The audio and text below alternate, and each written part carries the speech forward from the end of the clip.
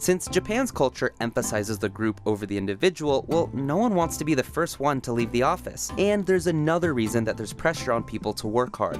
Japan's economy is in danger, and in order to maintain its massive size, Japan needs to put in the hours. Japan lost its spot as the world's second largest economy to China in 2011, a title that it had previously held for 42 years. Japan is dealing with a labor crisis. Its population is aging fast, and its birth rate is in decline. That means its total population is going down. 皆さんこんにちは。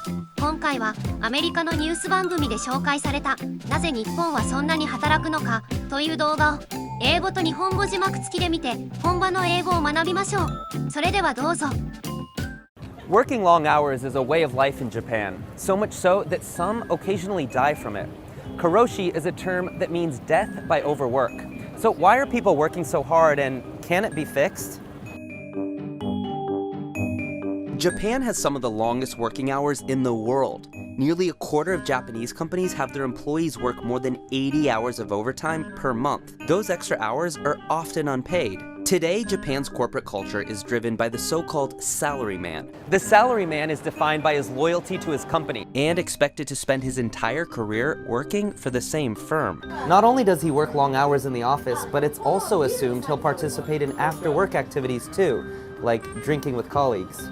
And they're not taking enough time off. In 2017, one survey found that despite being entitled to 20 days off per year, Japanese workers left 10 of those days unused, topping every other country in the survey. You don't have to be in the confines of corporate walls to feel the impact of its work culture. It's 3 a.m. Thursday morning right now in Tokyo. I'm in the area of Ginza. Every few minutes I see a man wearing a suit holding a briefcase. The nation's work ethic dates back to what's referred to as Japan's economic miracle, which was its dramatic economic growth beginning in the 1950s, which propelled it to become the world's second largest economy. Inside Japan's corporations, the culture emphasizes the success of a company as a whole to be more important than any single individual, which might explain why one study found that 63% of Japanese felt guilty for taking paid leave. But perhaps more concerning is this. Long work hours don't necessarily mean high productivity. In fact, Japan has the lowest productivity amongst the G7 nations. Earlier I mentioned the term karoshi. It means death by overwork. It's legally recognized by the government and usually is marked by a heart attack, stroke, or suicide due to stress. There's hundreds of cases of karoshi reported annually, although some argue these cases are underreported and that the real number could exceed that by up to 10 times. An employee of the advertising firm Dentsu jumped to her death in 2015. The cause was said to have been depression caused by overwork. The case generated widespread attention and renewed calls to change the long working hours and illegal unpaid overtime highly common in Japan. The firm was fined for violating labor standards because she was reportedly forced to work more than 100 hours of overtime per month. The company's CEO even resigned over the controversy. After the death, Dentsu made some changes within the company. One of them, the lights in the office now turn off at 10 p.m. every night in an effort to force employees to leave.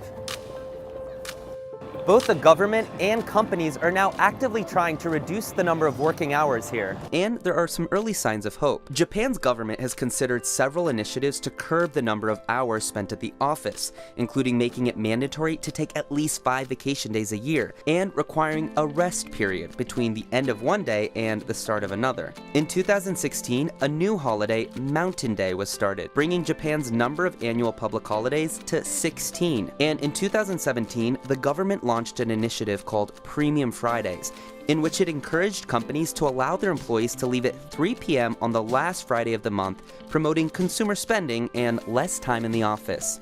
But one study found that less than 4% of employees in Japan actually left early on the first Premium Friday.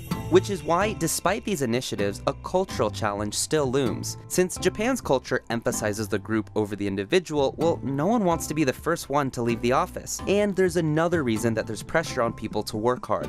Japan's economy is in danger, and in order to maintain its massive size, Japan needs to put in the hours. Japan lost its spot as the world's second largest economy to China in 2011, a title that it had previously held for 42 years. Japan is dealing with a labor crisis. Its population is aging fast, and its birth rate is in decline.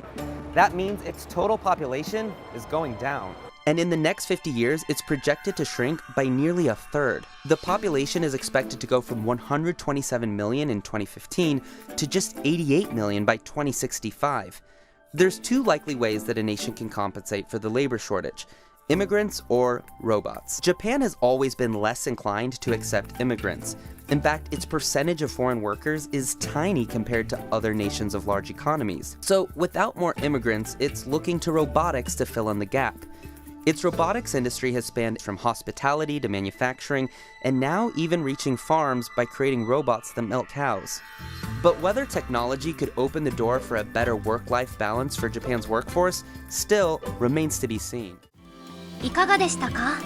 今の世の中は昔と比べてとても便利になり、いろいろな仕事が効率的に行えるようになりましたが、未だに週5回の8時間労働が一般的です。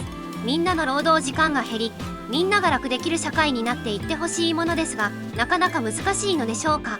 また、プレミアムフライデーという言葉を久しぶりに聞きましたが、続いている会社もあるのでしょうか。皆さんのコメントをお聞かせください。このチャンネルでは、英語が楽しく学べる動画をアップしていきます。よろしければ、いいね、チャンネル登録、よろしくお願いします。それではまた。